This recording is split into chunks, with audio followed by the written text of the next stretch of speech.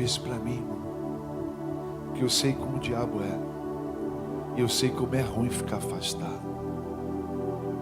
É difícil, mas Deus vai fazer a obra dele. Abre sua Bíblia em 2 Timóteo capítulo 4, versículo 7. Essa palavra me visitou essa madrugada e trouxe tanta alegria ao coração. Nós estamos aqui algumas semanas ministrando, irmãos, sobre restauração, renovo. Sim ou não, irmãos? Há 2 semanas atrás falamos sobre o vaso, o caminho da casa do oleiro. Quem foi abençoado aqui, irmãos? Lembra? Descendo a casa do oleiro, um caminho de restauração, onde encontramos uma roda virando no tempo. Deus trabalhando na nossa vida, transformando vasos, limpando os vasos, porque só é vaso de desonra quem é rebelde. Mas aquela noite foi tão preciosa, sim ou não, irmãos? Semana passada, a restauração dos soldados, Ezequiel 37, o Vale dos Ossos Secos, foi tão precioso, né? E dessa vez o Senhor falou comigo de uma forma muito bonita sobre a nossa caminhada com Deus. Temos ainda toda uma batalha pela frente, amém, irmãos? A gente vai ter que ser restaurado muitas vezes, renovado muitas vezes, sim ou não, irmãos? As armaduras vão ter que ser renovadas, sim ou não? Muitas vezes, irmãos. A nossa história com Deus, ela é uma caminhada, uma jornada longa. E a gente precisa de entender que renovo é um processo de vitoriosos e não derrotados. Renovo é os soldados festejando, vindo da guerra, lavando as armaduras para um novo processo. E é nesse sentido que a gente precisa pensar em Deus. É muito tempo. A promessa para alguns vai vir rápido, para outros vai demorar. Mas nós não caminhamos por promessas, nós caminhamos por um propósito. É uma jornada, não é apenas uma breve corrida. É muito mais uma jornada, aquelas maratona violenta, do que uma corrida de pouco tempo. Quando essa palavra veio no meu coração, eu lembrei da minha conversão, sabe, Daniel? Daniel morou nos mesmos lugares que eu, lá em Bento Ribeiro, Marinota, Iruê, Iguá, só nome de índio ali, né? Caiena. Irmão Sérgio, é rua mesmo, não é tribo não. Mas dependendo do ponto de vista, não é? Terra dos bate-bola. Quem viu esses bate-bola? Essas coisas, Deus libertou a gente dessas coisas terríveis. Mas enfim, em 1995, 6 e 7, aquele bairro viveu um grande avivamento. Você imagina se passar numa rua, todas as ruas do bairro, dezenas, centenas de conversões na mesma hora. Você imagina isso? Imagina o culto da igreja. Uma igreja tinha 300 membros, daqui a pouco começou a ter 3.000 membros do bairro. Eu gostaria que você pensasse comigo assim: imagina Pilares todos resolveu congregar aqui. Imagina essa rua toda convertendo gente, esses prédios todos esvaziando para isso que a gente viveu lá. Coisa louca, né?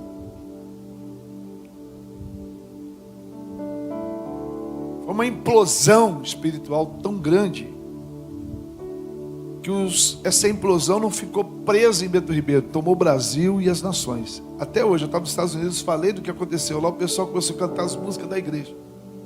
E as pessoas falavam assim: nossa, eu fui tocado lá, eu fui lá. Imagina, irmão, daqui a um tempo, nossos filhos viajando, sei lá, para longe do mundo, falando assim: cara, eu estava lá na Cartas Vivas, lá em 2025, quando começou a acontecer aquela implosão, aquele avivamento lá.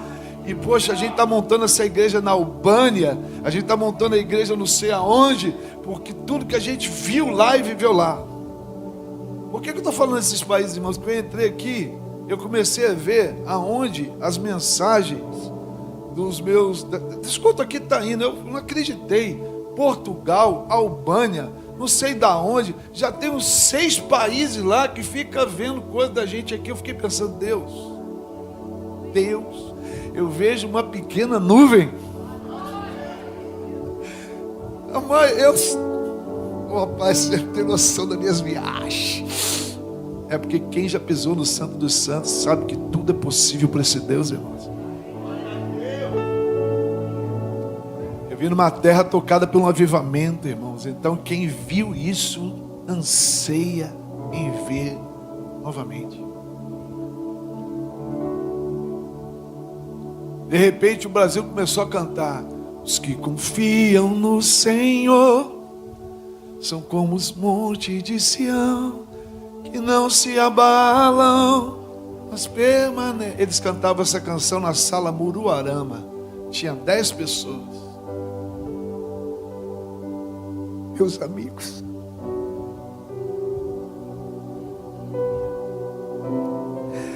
senhorinhas que nem a Leia ali, outras ali numa salinha, numa vigília orando, cantando. Daqui a pouco era 15, daqui a pouco a sala não deu, daqui a pouco a outra sala não deu, daqui a pouco quebra aqui, quebra acolá. Quem pode dar medida aos planos de Deus? Quem pode dimensionar o tamanho da sua obra, senão Ele? Olha para a pessoa que está do seu lado e diga assim: não meça, nem tente imaginar aquilo que Deus pode fazer na sua vida. Não erre nisso. Você pode ser pequeno ou grande demais. Entregue as medidas ao arquiteto da vida.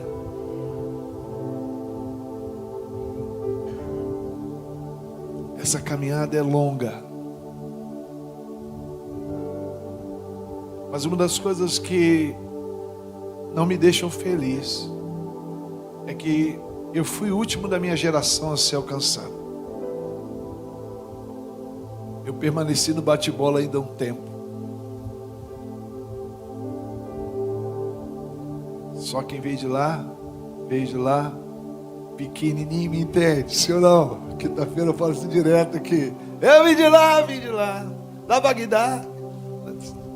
É uma turma de bate-bola que tem lá, irmãos. Só quem foi achado no inferno sabe do que eu estou falando.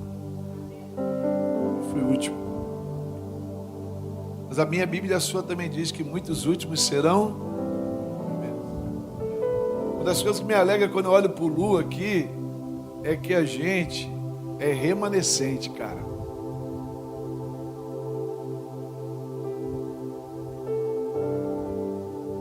Eu ficava babando vendo os caras pregando. Eu falava, meu Deus. Eu ficava assim, cara, impressionado com o que Deus estava fazendo. Muitas das vezes a Patrícia me levava no culto, assim, e eu ia muito a contragosto, sabe, irmão? E o pastor Álvaro, que depois, que apaixonado por ele, eu falava, esse teu pastor é ladrão, hein? Esse cara aí, você fica falando a minha vida para ele.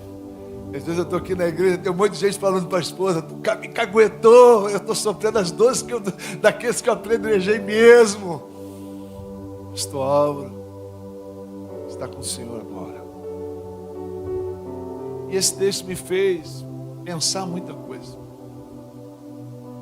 Esse texto me fez pensar na gente, pensar nos jovens, nos adolescentes, nas crianças, e é claro na Esther, no Levi, esses meninos que sobem aqui, esse monte de criança. A igreja tem unção do coelho, porquinho da Índia. Não para de ter gente grávida. Eu quero dar uma notícia, você também vai ficar grávida. Então não tem jeito. E quem diz não é o que recebe antes, recebe a porção dobrada. Porque Deus gosta de fazer logo isso. Não dá tempo nem para curtir o apartamento, já começa logo. Já vem logo que Jesus vai voltar, meus irmãos. E a gente tem que popular essa terra. crescer e multiplicar com força. É uma unção maravilhosa. Dá glória a Deus aí, aleluia! Os homens estão funcionando, graças a Deus. A casa de homem, oh glória, irmão. Purpurina aqui só da mulher, glória a Deus. É muita purpurina de mulher, graças a Deus. Casa de paternidade é uma casa de homens. Onde existe paternidade, homem é homem, mulher é mulher. Mistura não que não dá certo, já dizia o Tim Maia. Você sabe lá, quem veio de lá pequenininho sabe do que eu estou falando. Eu não posso falar essas coisas, não me processo na internet, para vocês entenderam, sim ou não? A gente é da Bíblia, radicalmente crente, amém, irmão? Cada um no seu quadrado e fica aí que está dando certo. Aleluia. Ainda tem apoiadores, loucos aqui eu tenho um monte.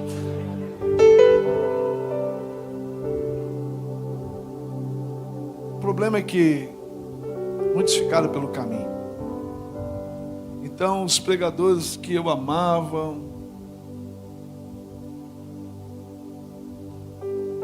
os ministros que eu... E a minha dor hoje é muito pelos que ficaram. Talvez porque não entenderam que é uma jornada desafiadora. Falando 2 semanas sobre renovo, sobre vasos de honra e sobre soldados de Deus, o Espírito Santo me trouxe a esse lugar hoje de como a gente luta, vence, caminha longo, permanece, e um fogo que nunca apaga, sem retroceder, pois Hebreus 10 diz que nós não somos aqueles que retrocedem. Como uma igreja avança, implode no avivamento, como homens avançam no seu chamado, como homens vivem o seu propósito, como nós nos tornamos firmes, constantes, prósperos, saudáveis, pais e mães geracionais. Como essa igreja daqui a 10 anos celebrará adolescentes vivendo o melhor momento com Deus. Como essa igreja vai celebrar futuros pastores que já estão nesse altar, com 2, 3, 4, 5, 6, 7, 8, 9, 10, 11 anos daqui veremos homens e mulheres de Deus. Como essa casa pode se tornar uma plataforma saudável para gerações futuras? Essa é uma pergunta. Porque nós não podemos estar aqui pensando só na gente. Ei, irmão, você já toma sua decisão. Ei, irmão, você já tem consciência do que é certo e do que é errado. E ei, irmão, você também sabe os caminhos. E ei, irmão, a gente aqui é uma casa de restauração e muitos de nós somos restaurados. A gente está bem sem vergonha, sim ou não? Graças a Deus. Graças a Deus que a gente perdeu a vergonha de quebrantar, perdeu a vergonha de se expor, perdeu a vergonha de abrir o coração, perdeu a vergonha de confessar pecado, perdeu a vergonha. A gente perdeu a vergonha. A gente aprendeu o que é melhor. Dar a cara para Deus do que dar a cara para os homens, sim ou não, irmão? A gente encontrou o lastro da misericórdia e da graça de Deus. Fomos renovados. A gente é daquele soldado casca grossa. Já viu esses filmes de guerra? Eu gosto desses filmes de guerra, cara. Eu gosto daquele soldado que a farda já está toda zoada. O maluco já dá tiro assim, plá! Aí vem um plá! E guerra, bomba caindo, os caras já chupando chiclete, porque eles já estão tão acostumados com a batalha, o canhão rolando, eles comendo no meio. Já viu esses filmes assim? Tiro de bomba para tudo quanto eu lugar, e aqueles caras são tão top que eles, metralhadora, rende, tiro rodando, blá, bomba, eles, tranquilo, levanta, bota a parada. A gente já está assim, sim ou não? Sim ou não? A gente não é galinha de granja, meu irmão. Já viu galinha de granja?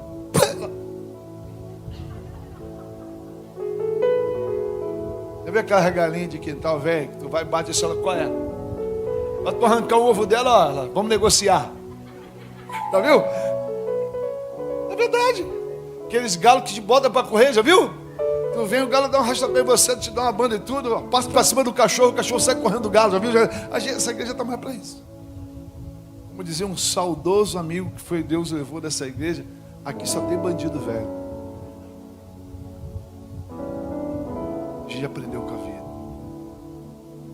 A gente já aprendeu com a vida. Evangelho que se prega aqui, se pregar em alguns lugares, tudo galinha com granja. Ai, eu ouvi palavras duras, eu não aguentei. Aqui não, pode bater que eu estou pronto. Sim ou não, irmão? Sim ou não? Sim ou não? Eu fui num lugar, eu fui numa igreja, eu falei, meu Deus, eu estou com medo. O povo estava assim. Falei, pô, se tivesse lá na igreja, a galera estava, ai, vamos! E o povo estava assim, ai, meu Deus, ai, ui. Ele falou coisas difíceis. Eu falei, tu não viu nada, vai lá no culto lá para tu ver como é que o pau quebra. Sim ou não, irmão? Dá uma glória a Deus, sim ou não, irmãos? É verdade ou não, irmão? É verdade, é verdade. Te provo isso quando você vai fazer uma visita numa igreja, você fica assim, que estranho. Aquele povo batendo palma. Viu? Eu passei, oh, boa noite, irmãos. A paz do Senhor. Abra sua Bíblia. Aí tu já está querendo dormir assim, ó. Sim ou não? Eu não aguento, eu bato o tic-tac. Bora, maluco! Deixa eu pregar, deixa eu pregar aí.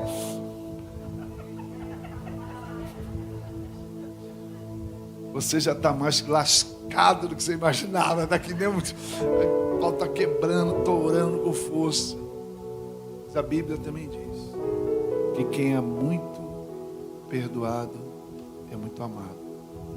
Eu nunca vi Deus entregar grandes coisas para qualquer um.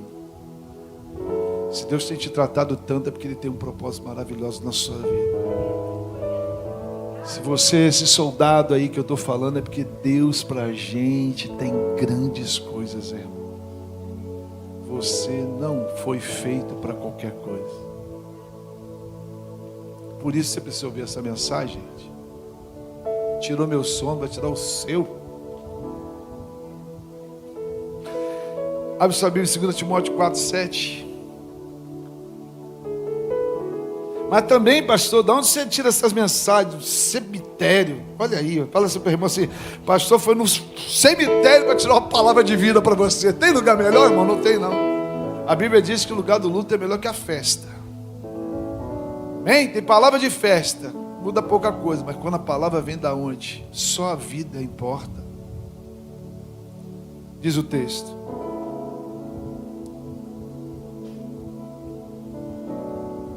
Combati o bom combate, percorri, cumpri toda minha carreira, ou terminei toda a corrida, guardei a minha fé.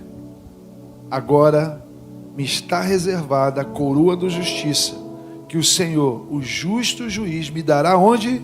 Naquele dia, e não somente a mim, mas também a todos que amam o quê? Sua vida. Diga, Maranata. Esse texto de Paulo, para mim, talvez seja a resposta para os meus amigos que já não estão no Senhor, ou talvez a resposta de pessoas que desistiram. Esse texto fala algo muito importante sobre essa proposta do Evangelho. A proposta do vinde, a proposta do comissionamento, a proposta do ide. Repita comigo, o ide, primeiro tem o vinde. Então, antes de fazer, Ele te chama.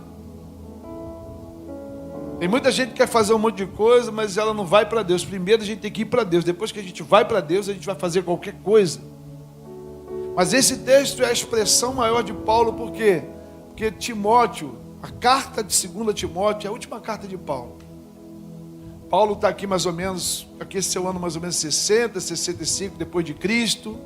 Daqui ele segue para a sua morte. Eu tenho muito temor com palavras de momentos como esse. Porque um homem que está perto da sua morte, ele não tem mais para enterrar, concorda comigo?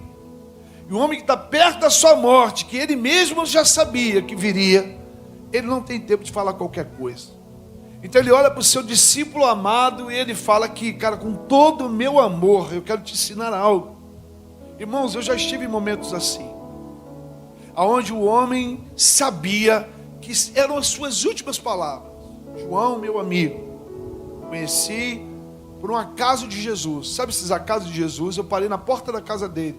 Nesses acasos de Jesus, fiz amizade com ele, tomava café com ele, me tornei um grande amigo, me tornei, íntimo dele, mas eu não sabia que aquele homem tinha 6 meses de vida. E o interessante é que o João estava afastado há mais de 20 anos. Eu tive a oportunidade de participar da sua reconciliação, mas eu tive a oportunidade de aprender com aquele homem, tesouro da vida dele nos últimos dias. E eu lembro que nos seus 25 minutos finais de vida, ele ligou para a esposa dele, ou melhor, ele falou com a esposa dele: liga para o Alexandre, me chamava assim, liga para o pastor Alexandre, eu preciso que ele esteja comigo nesse momento. E a mulher dele me ligou: corre, pastor, João vai morrer. Os médicos já falaram que tem 25 minutos só de vida. Eu corri para aquele hospital lá em Minas Gerais, cheguei ainda faltando uns 10 minutinhos. Gente, é impressionante. Impressionante. Ele pegou na minha mão. Eu lembro das palavras dele, cara. Ele falou: meu amigo, como eu queria sair daqui para a gente fazer a obra junto.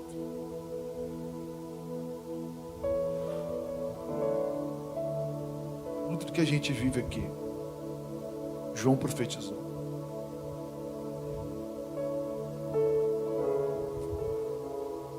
E ele me fez um pedido. As palavras de um homem nos seus últimos dias são tesouros. Ele falou: eu errei em muita coisa nessa vida, mas eu queria te fazer um pedido. Diga a meu filho que eu amo, porque eu nunca falei isso. Você faz isso por mim? Faz. Aí eu olhei para ele assim: eu quero te fazer um pedido, João. Diga à sua esposa que você ama, porque ela nunca ouviu isso. Chamei a esposa e fui embora. E ele disse: eu te amo, mulher. Ela despencou de chorar. 3 minutos depois, ele foi recolher. No cemitério, no seu sepultamento, eu estava lá. Chamei o filho e o filho não queria. Ferido, abandonado, com raiva do pai. Ele falou: por que estão falando? Você quer falar comigo? Porque eu tenho as últimas palavras do seu pai.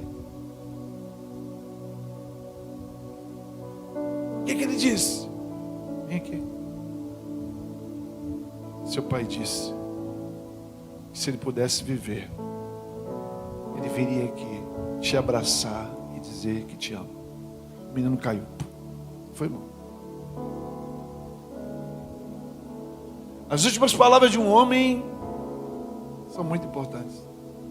Paulo está dizendo: olha aqui, Timóteo, eu sei que você é apaixonado por Jesus, eu sei que você quer fazer a obra de Jesus, eu sei que você tem um ministério, mas escuta, essa história é uma guerra.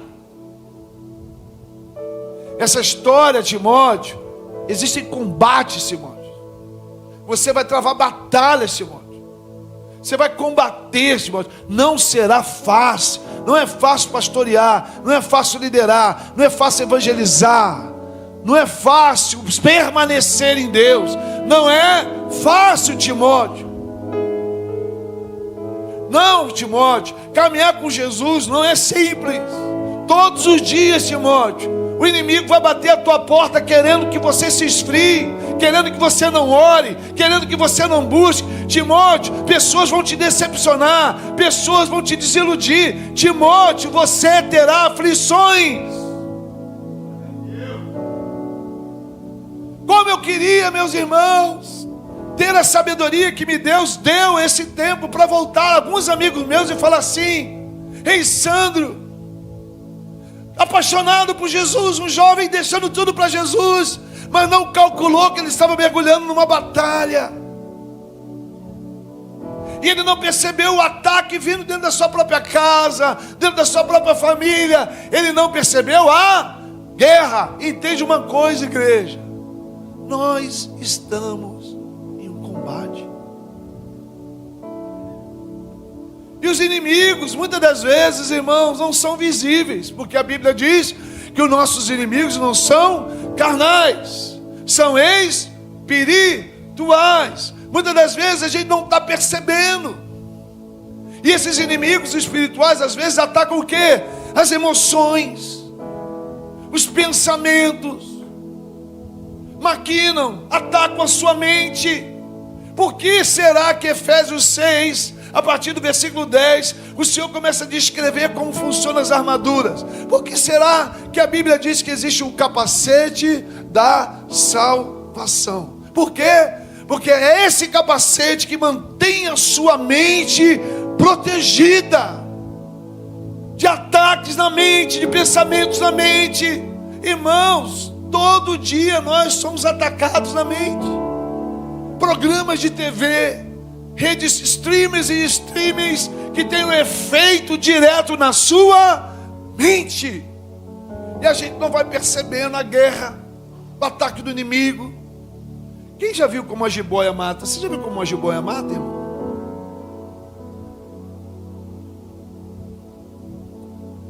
Já viu como a jararaca mata? Minha família é de militar. Tem militar aqui? Meu tio é formado no SIGA, ele é da Força Especial do Corpo de Paraquedistas. Minha família toda veio de lá. E meu tio me mostrou aqui, meu filho, como é que tão seringueiro. Isso é tão espiritual, irmãos. Tão espiritual, olha que coisa linda. O seringueiro, ele começa a extrair aquele negócio lá, não sei o nome. O látex, né? Aquela látex. Aquilo ali vai entorpecendo ele. Ele está ali tirando a riqueza da sua vida. Ele está ali no seu trabalho, mas aquilo vai entorpecendo. Ele vai ficando cheio de sono. E alguns juntam o efeito desse negócio com álcool. E aí, dorme. E quando dorme, ele não percebe, a cobra vai enroscando nele. E quando ele desperta, ele já está quase sendo sufocado.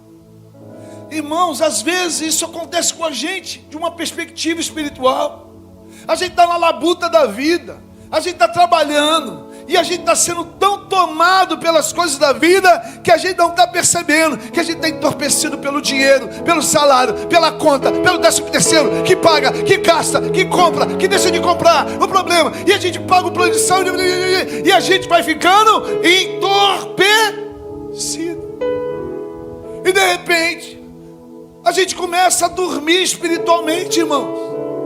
A gente está tão cansado de trabalhar a nossa própria vida em função dos nossos próprios objetivos. Escute, nem tudo que é certo é justo.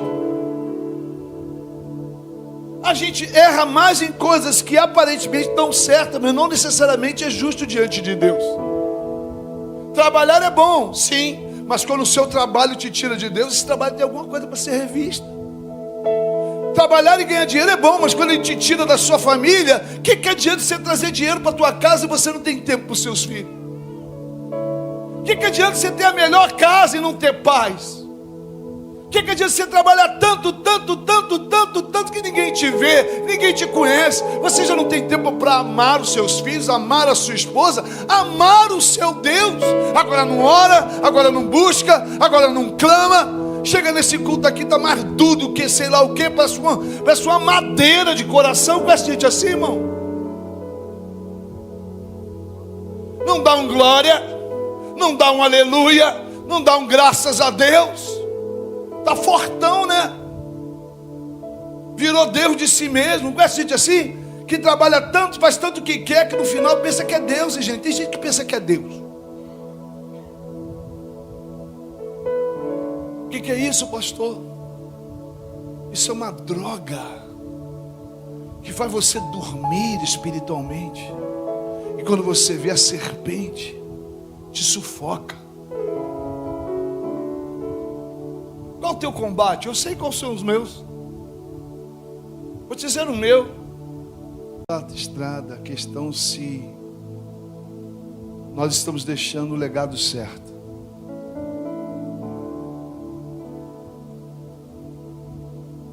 Se eles continuarão trabalhando para o mesmo dono da obra que a gente trabalha.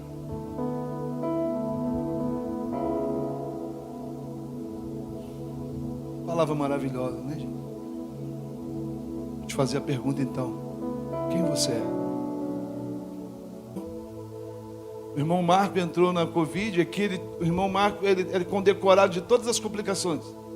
Ele está igual aquela música do Titãs, lembra? O pulso ainda pulsa? Escarlatina, tem tudo isso aí. Diabetes, pressão alta. Flamenguista, desculpa. Ganhou hoje. Pastor Vascaíno, só sobra pra gente a piada, né, irmão? Porque tá difícil. Mas vamos lá. O Marco tinha tudo para morrer. O Marco sobrevive, o milagre de Deus. E aí o cara é triatleta, maratonista, entra e 2 dias está morto. Você consegue entender isso? Eu consigo.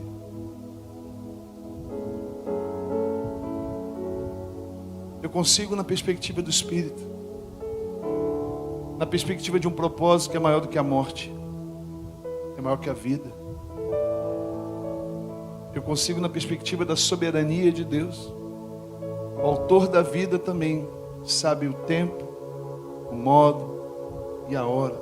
Sua vida está escrita no livro dele. Quem deu o parágrafo da salvação também vai dar o ponto final da eternidade. Nós estamos na página dos seus livros. A gente não pode acrescentar nem um dia a mais, nem um dia.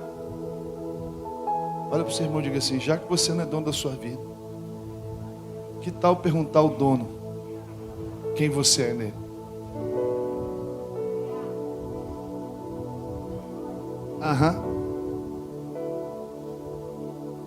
Eu tenho 2 textos para acrescentar no conselho de Paulo que servem para nós.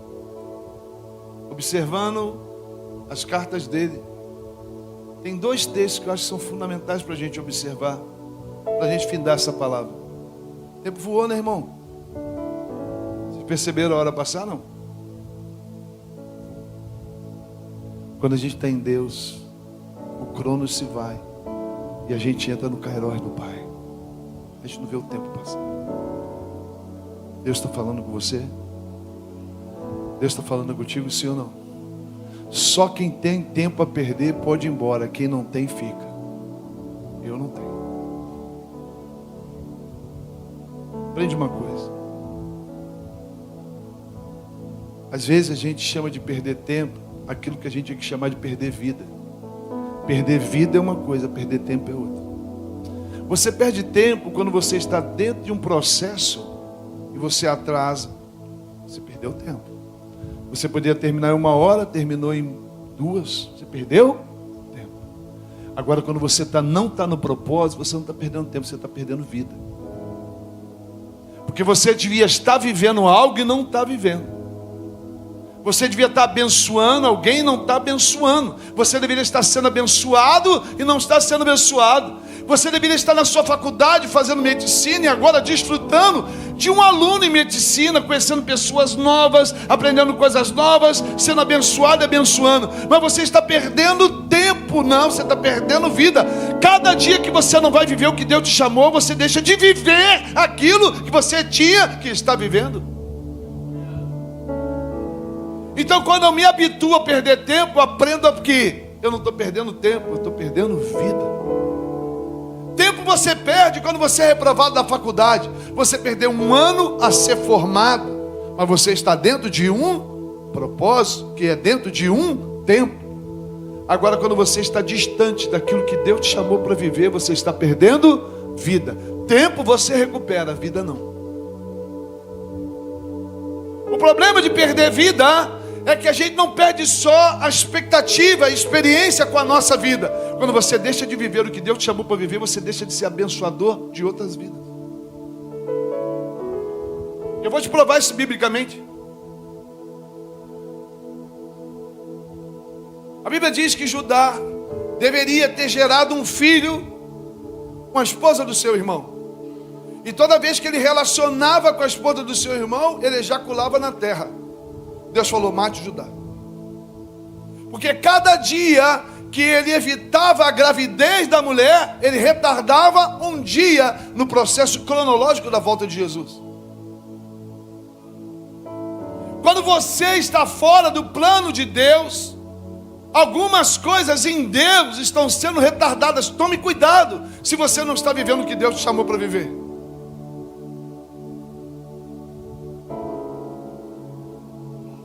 Porque talvez o Espírito Santo diga para você agora: cara, eu já queria estar te usando para isso.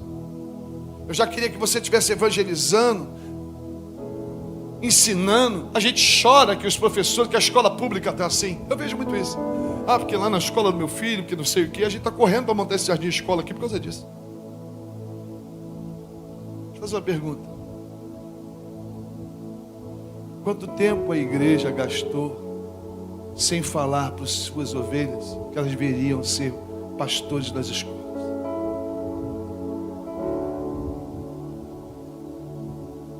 Quanto tempo a gente perdeu há 40 anos atrás, em vez de falar assim: olha, vá pregar o evangelho nas escolas, vá ocupar a Secretaria de Educação.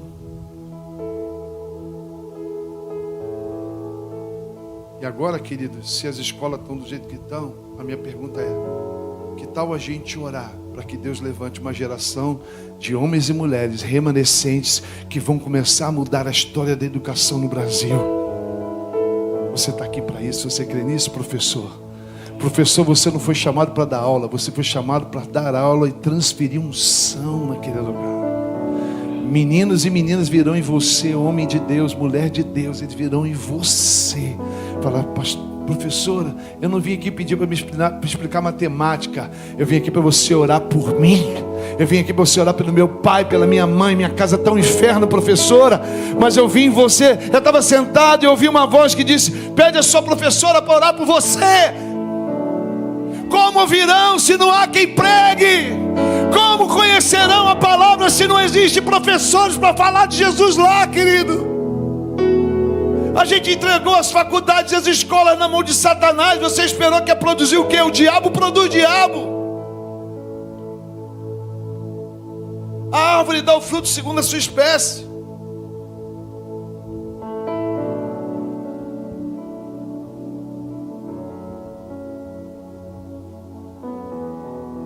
Quem você é? Não é sobre dinheiro, é sobre propósito. Paulo diz duas coisas importantes. Você me permite para a gente caminhar para o fim? Quem já foi abençoado pra caramba aqui, dá um glória a Deus. Olha que bênção, irmãos. Mas diga assim: ainda tem mais coisas. Quem tem fome de Deus para receber mais?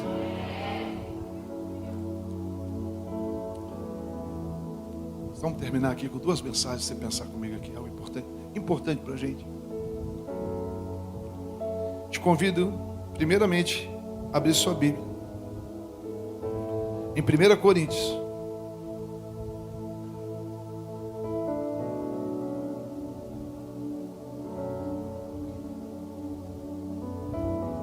Essa noite você vai sair daqui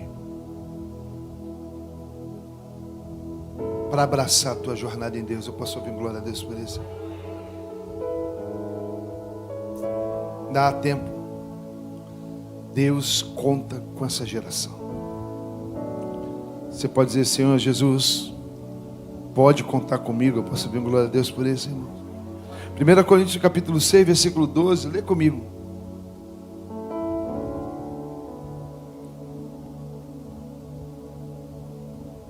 Paulo diz assim: tudo me é lícito, mas nem tudo me convém. Tudo me é permitido, mas eu não me deixarei dominar por nada dessas coisas. Eu quero terminar essa mensagem hoje dando dois conselhos à luz de Paulo. Quantos aqui querem combater o bom combate, cumprir a carreira e guardar a fé? Quantos querem? Você tem que se preocupar com duas coisas. Estamos juntos? Primeira coisa: toma cuidado com aquilo que você pode fazer, mas não deve fazer.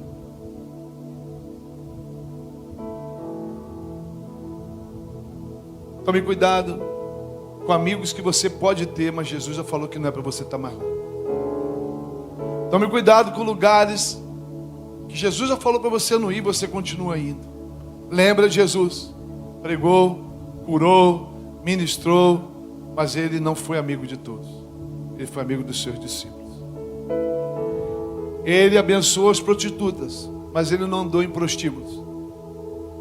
Ele comeu pecadores, mas ele não foi um pecador. Cuidado com lugares que você já está cansado de saber que Deus não quer que você vá. Relacionamentos que Deus não quer que você tenha. E o pior, não tem nada errado, Deus só não quer. Você pode fazer, mas já não deve. Quero te lembrar de Lucas 4, Mateus 4, você conhece esse texto? Qual foi a primeira tentação de Jesus no deserto? Quem lembra? Transforma essa pedra. Jesus podia transformar? Podia. Tinha algum pecado nisso? Nenhum. Mas podia fazer. Aprende uma coisa. O diabo vai te derrubar nas coisas que parecem ilícitas. Mas nem tudo que é lícito é justo. Só existe justiça naquilo que Deus quer. Porque Deus é o justo juiz. Por isso que Paulo está dizendo, olha, existe uma coroa do justo juiz. Então toma cuidado de não querer fazer da tua justiça a justiça de Deus. Toma cuidado de não querer resolver essa vida do teu jeito. Toma cuidado de querer ser politicamente correto, querer agradar todo mundo, não agradar a Deus. Toma cuidado de querer ser amigo de todo mundo, não ser amigo de Deus. Quem é amigo do mundo não é amigo de Deus. Ou não sabeis que o Espírito tem ciúme? Toma cuidado de ser amiguinho de todo mundo na escola, rapaziada. Toma cuidado de querer ser agradável com todo mundo, rapaziada. O Evangelho é um caminho de desagrado. Toma cuidado de querer ser igual a todo mundo, fazer o que todo mundo faz e onde todo mundo vai. Toma cuidado de ouvir a música que todo mundo ouve. Toma cuidado de comer o que todo mundo come. Toma cuidado de vestir o que todo mundo veste. Você não é todo mundo. Você é um filho, você é uma filha amada de Deus. Você é um santo do Senhor. Você é propriedade adquirida. Você já não é mais aquela pessoa que tu era. Você nasceu de novo. Agora você é de Jesus, cara. Você precisa ser diferente, meu amigão. Você pode dançar o que todo mundo dança, mas não deve ser de santo. Olha onde tu anda. Olha com quem você se relaciona. Olha para o seu namoro. A propósito, a Bíblia não tem namoro, tá? Você pode ver o que... Essa semana eu fiquei apavorado. Irmão, é o estado do caos social. Quem matou Odete? Arrego, Jesus, arrego, arrego, arrego. Tinha um tio meu PM que ele falava arrego, arrego, maluco, arrego. Perdeu. Arrego. Uma sociedade que vê Odete pela segunda vez, irmão. Gente, tem miséria, tem, mas sentar e ver. Vem ver quem matou Odete. Aí RJTV, irmãos, escuta, a gente conheceu a apresentadora do tempo do RJTV, aquela garota de cabelinho curtinho, vocês conhecem? Minha esposa sabe até o nome. Qual o nome dela, amor? Ela, Priscila não sei o quê. A minha esposa falou, eu adoro o seu programa. Aí a mulher olhou, você vê? A minha esposa ama a RJTV e eu gosto do futebol. Nós somos normais. Não estamos orando, estamos comendo e vendo a televisão naquele momento. Mas acaba ali, eu saio fora, em nome de Jesus. Aí eu estou vendo aquele programa, aí vem, eu estou doida para ver Odete. Meu Deus, doido para ver o Odete em 2025. Falei, morre desgraça. Irmão, não há nenhum problema de você ver a novela, mas não é. Como é que você gasta um tempo educando o seu filho e bota adultério na tua casa? Prostituição na sua casa.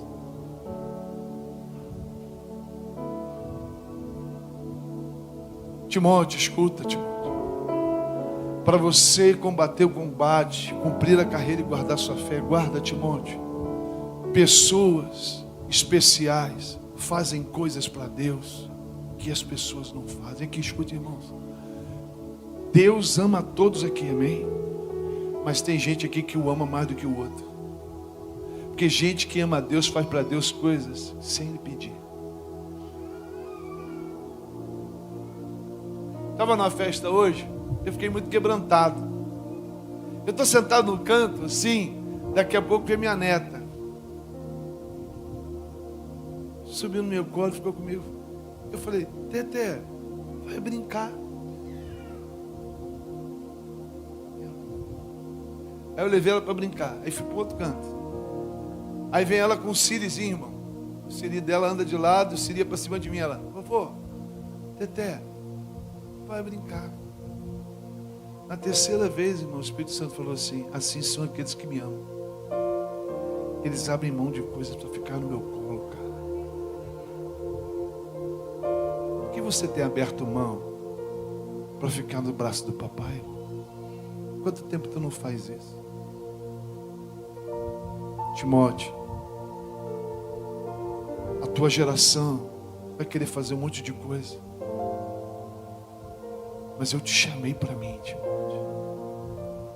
Gente chamada por mim se separa para mim, Timóteo. Gente chamada por mim abre mão de coisas que nem tu... Aqui, igreja, olha aqui para mim, geração de Deus. Aqui, homens e mulheres de Deus que estão me ouvindo. Você foi chamado para fazer coisas para Deus que ninguém faz.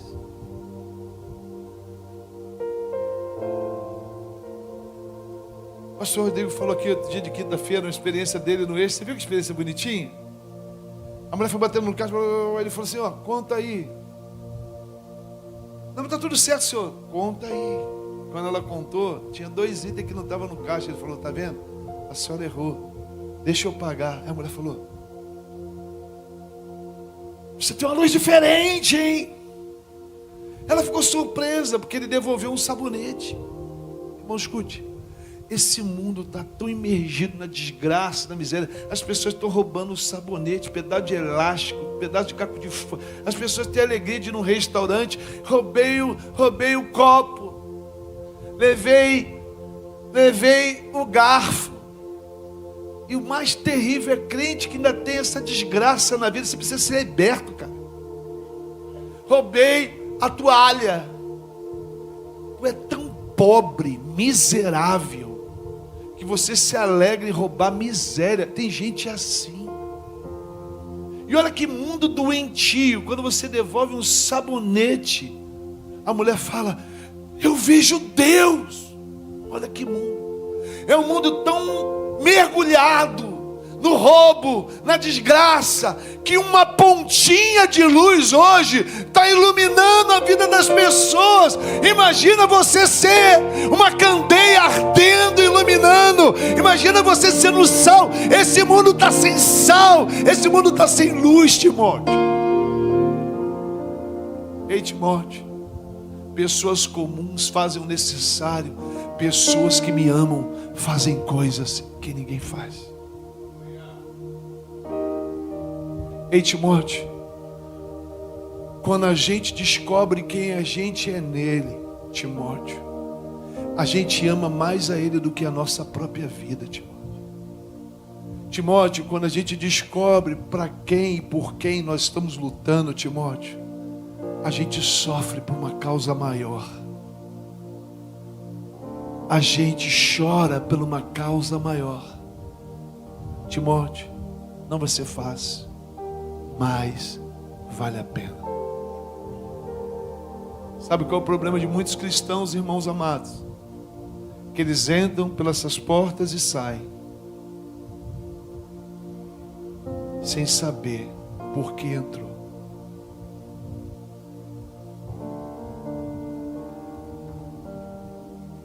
Choveu, o Flamengo jogou. Cadê o povo? Bem-aventurado é tu que está aqui, que amou mais a Deus do que as suas paixões. Deus é Deus de detalhes. Deus hoje pergunta a muitas pessoas, né? É melhor gritar pelo um time do que glorificar o meu nome na minha casa. Irmão, se uma chuva é capaz de impedir você de adorar a Deus, que dirá uma guerra espiritual? Bem-aventurado é você que chegou aqui essa noite. Eu acredito que Deus tem um plano muito poderoso na sua vida. Segunda coisa que Deus diz para Timóteo, para a gente terminar a mensagem. Quem está recebendo aqui? Grava uma coisa com você. a gente é aprovado, elevado, apoderado, quando a gente deixa de fazer o que todo mundo faz para fazer aquilo que Deus quer. Grava essa palavra. Você pode repetir comigo? Eu não sou todo mundo. Eu sou alguém muito especial. Eu fui chamado para um propósito muito especial. Diga assim: eu sou aquele que quer dar para Deus coisas especiais. Eu sou aquele que quer ouvir detalhes de Deus. Você pode dar glória a Deus por isso? Para terminar, e eu acho que é o mais importante hoje, é o texto que mexeu muito comigo e abriu o leque dessa palavra. Quem está recebendo essa palavra? Está sendo bênção, igreja? Quem está sendo edificado aqui, falando: Deus, eu saio daqui para viver tempo especial com Deus aqui. Só combatente da jornada, amém, irmão? Termina com esse texto aqui que é um fantástico. Filipenses.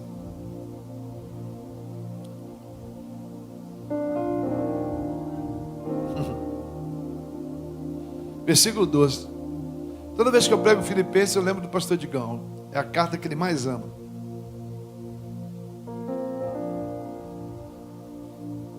Quando eu comecei a discipular ele, eu falei assim: você precisa ler Filipenses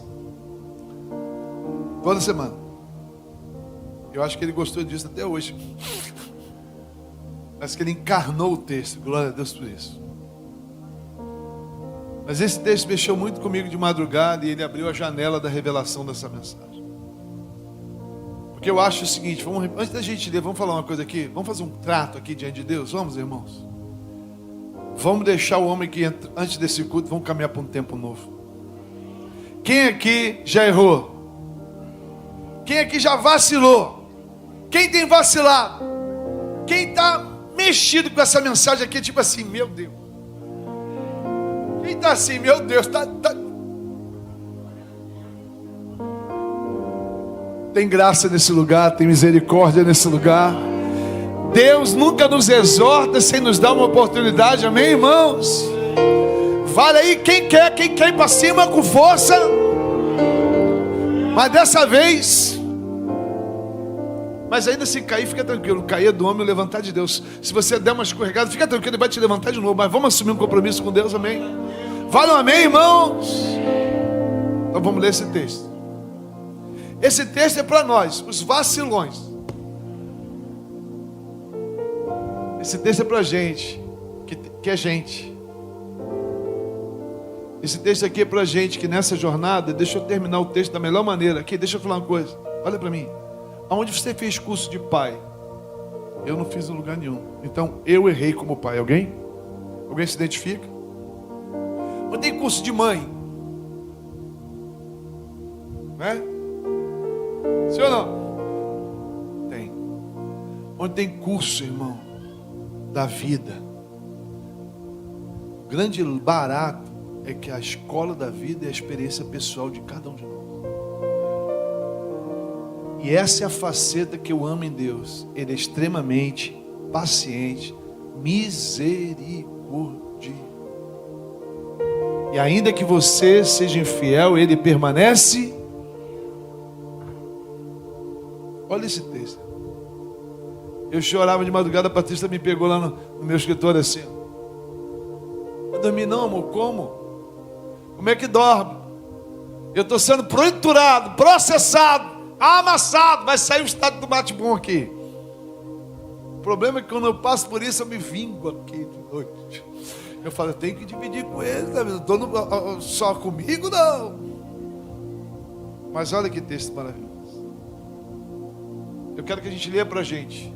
Depois dessa mensagem toda, vamos ler isso. Não que eu já tenha alcançado, obtido tudo isso, ou já tenha sido aperfeiçoado. Quantos estão no processo aqui? Quantos estão na casa e obra aqui? Quem está botando a telha? Quem está na fundação? Quem está... Olha, quem está nos fundamentos está sofrendo, né? Quem está cavando buraco aí? Quem está na decoração, botando os azulejos, dá um glória, está tirando onda. Mas eu tenho uma notícia, é mais cara essa parte. Não vem de miséria não, bota blindex top. Né? Cadê? Né, Wagner? Bota dessa maneira, não vem nem com aquela, não vai botar aquelas privadas. A casa está ficando bonita, quer meter aquelas privadas, lembra? De parede assim, que tu puxa aquele barbantinho. Não, faz um negócio legal, amém, irmão? Bate um vaso maneiro lá, quando for na tua casa. Amém, glória a Deus, irmão. Tá, eu estou em obra. Fala assim, mas a casa vai ficar top. Dá um glória a Deus aí, irmão. Não que eu já tenha alcançado, mas eu estou sendo aperfeiçoado. Paulo diz, então vamos fazer um pacto aqui, Timóteo. Eu prossigo. Machucado, prossigo. Ferido, prossigo. Eu errei, mas eu prossigo. Eu vacilei, mas eu prossigo. Eu não fiz, eu prossigo. Eu estou aprendendo esse negócio, eu prossigo. A gente está começando esse negócio de igreja, temos muita coisa para mudar, mas eu prossigo. Olha para o seu irmão e diga assim, prossiga. Diga assim, Deus está te dando um comando hoje, prossiga. Seu casamento não foi legal, prossiga. Não deu certo, prossiga. Você errou como pai, prossiga. Você errou como mãe, você prossegue. Você errou como homem e mulher de Deus, prossegue. Existe graça e misericórdia para te erguer. Será que tem graça e misericórdia para você dar glória a Deus hoje? Aleluia. Errei no ministério, errou, prossegue. Perdeu tempo, perdeu vida, mas ainda tem vida aí, prossegue. Prossegue, meu brother. Tem um lema em Deus, amém? Se puder correr, corre. Se não dá para correr, anda. Se não dá para andar, vai se arrastando. E se não consegue andar, me chama que eu te amarro no carro e te arrasto, querido. Mas tu vai chegar, nem que arrastado por cavalo, tu vai chegar. Diga, Deus me levou num lugar e falou comigo que eu preciso de prosseguir, deixando as coisas. Vamos fazer isso no nome de Jesus. Vamos pegar esse trem ruim e botar para trás. A igreja que deu ruim, vamos botar para trás. O líder que deu ruim, eu não sei o que deu ruim, mas vamos fazer uma coisa. Vamos deixar essa mala longe da tua vida. Não fala mais, querido. Não toca no nome, esquece. Abençoe e dá a Deus. Posso ouvir glória a Deus? Fala assim, vai com Deus. Vamos fazer algo profético hoje? Quem quer fazer algo profético comigo aqui? Vamos fazer? Você vai fazer, vai com Deus. Não, você faz forte. Vai lá, vai comigo. Vai com Deus. Deus te abençoe.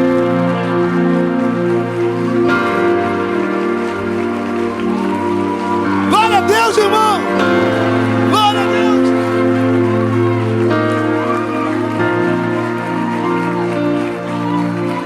Diga, eu tenho um combate para combater. Eu tenho uma história, uma jornada para seguir. Me deixe em paz, desgraça. Vamos embora. Diga assim, eu não tenho a responsabilidade de mudar ninguém, só a minha vida. Diga, eu não fui chamado para convencer ninguém. Isso é obra do Espírito. O Espírito Santo faz a tua obra, me deixa em paz. Eu posso ouvir um glória a Deus por isso. Já orou, já jejuou, entrega na mão de Deus e vai com Deus. Fica de pé em nome de Jesus. Aplauda o Senhor aí, você. Não, dá uma glória a Deus, volta para tua casa em paz.